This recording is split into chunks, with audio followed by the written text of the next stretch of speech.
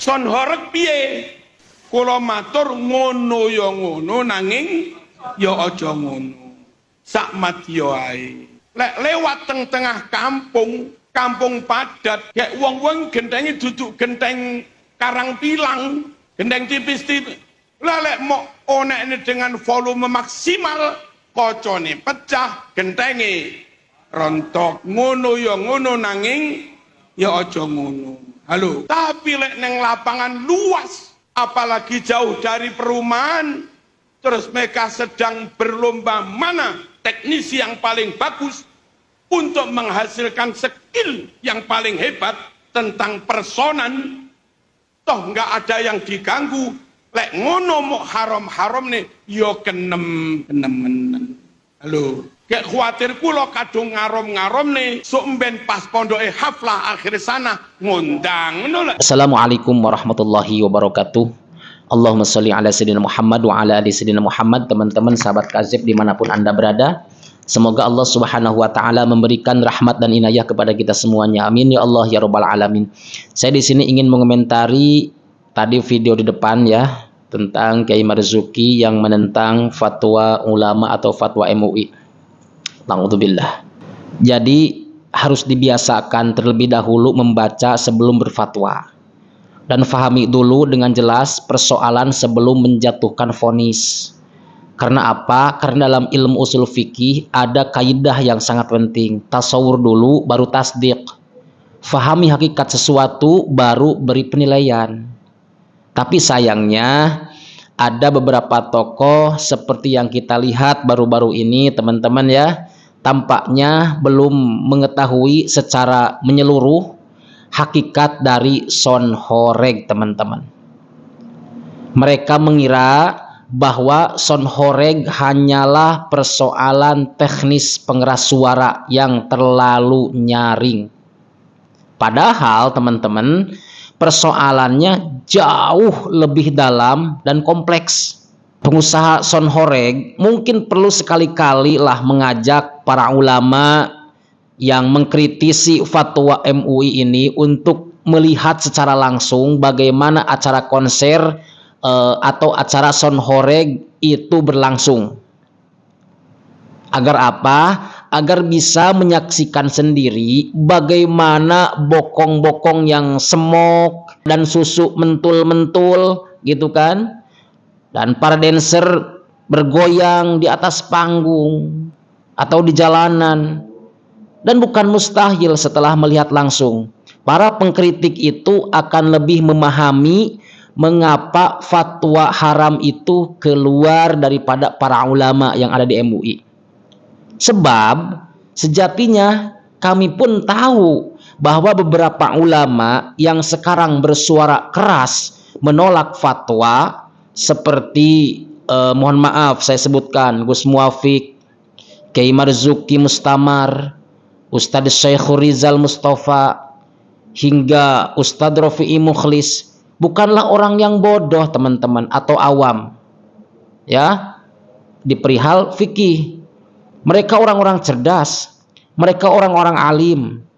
Hanya saja mungkin ada konteks yang mereka abaikan atau tidak sempat dibaca. Mungkin mereka hanya melihat headline-nya saja, bukan isi fatwanya. Jadi seperti itu. Padahal jika dibaca secara utuh, secara teliti, jelas sekali bahwa fatwa keharaman son horeg itu bukan hanya karena volumenya yang menggelegar, akan tetapi karena hampir pasti itu selalu menyertakan kemungkaran yang masya Allah naudzubillah sangat terang-terangan dan berulang.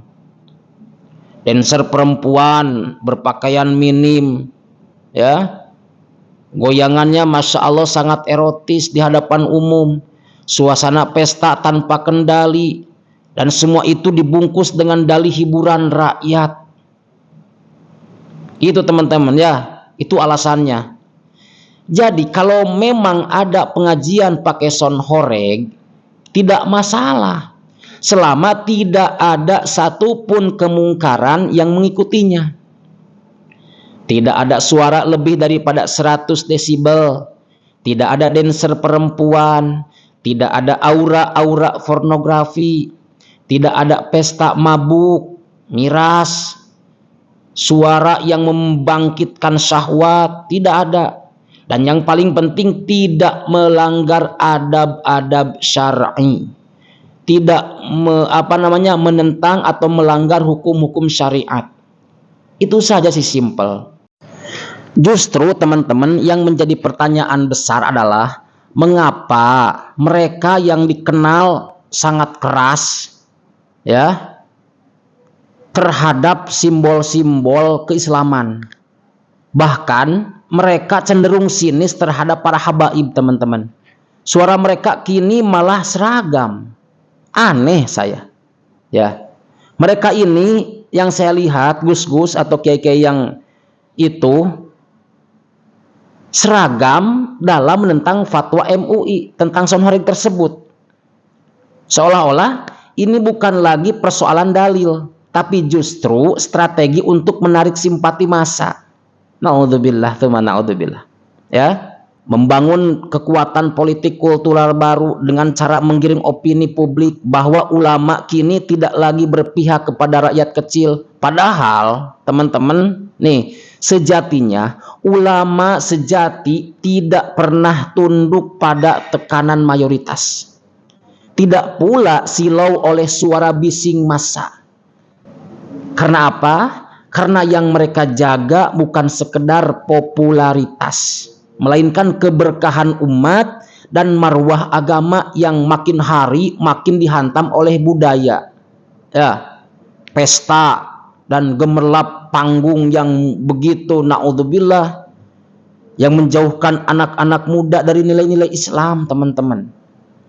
Jadi, mari kita kembali ke akarnya. Membaca dulu sebelum berbicara. Memahami dulu sebelum menghakimi. Dan kalaupun tidak setuju dengan fatwa MUI, kritiklah dengan adab ilmiah, bukan dengan sinisme massal yang justru malah membingungkan umat. Benar nggak? Ya, itu sangat membingungkan umat, teman-teman, di publik ketika ada pengajian, dan kemungkinan besar akan membelah kepercayaan terhadap otoritas keulamaan. Ya, jadi saya heran kenapa mereka yang teriak-teriak sinis, bahkan selalu menjatuhkan habaib, selalu sinis terhadap habaib, mereka itu kompak dalam menentang fatwa MUI tersebut. Malah seolah-olah membela sound horeng tersebut, teman-teman. Benar nggak? Banyak tuh kiai-kiai yang begitu menentang fatwa MUI, menentang ulama. Benar nggak? Apakah karena memang kelompok Mukimat itu seperti itu semuanya? Padahal dulu Kiai Marzuki ini sangat keras loh, sangat lantang terhadap simbol-simbol keislaman. Artinya membelanya itu sangat kental gitu, sangat kuat. Tapi kenapa setelah Kiai Marzuki Mustamar menjadi menjadi pendukung daripada tesis yang membatalkan nasab para habaib, kok jadi begitu gitu loh ya? Kenapa? Saya juga bingung dengan Kiai Marzuki ini. Dengan beliau, padahal beliau orang alim loh, orang cerdas, bukan ulama abal-abal beliau, ulama yang hebat, ulama yang luar biasa. Tapi setelah gabung kepada grupnya Mukimat, kok jadi seperti itu gitu loh. Naudzubillah, tsumma naudzubillah. Ini hanya sebagai saya keresahan saya sebagai warga kecil, sebagai masyarakat, sebagai bukan orang alim ya teman-teman. Kenapa bisa jadi seperti itu gitu? Semoga video ini bermanfaat. Barakallahu fikum. Allahumma fiqh ila aqwamit thoriq. Wassalamualaikum warahmatullahi wabarakatuh.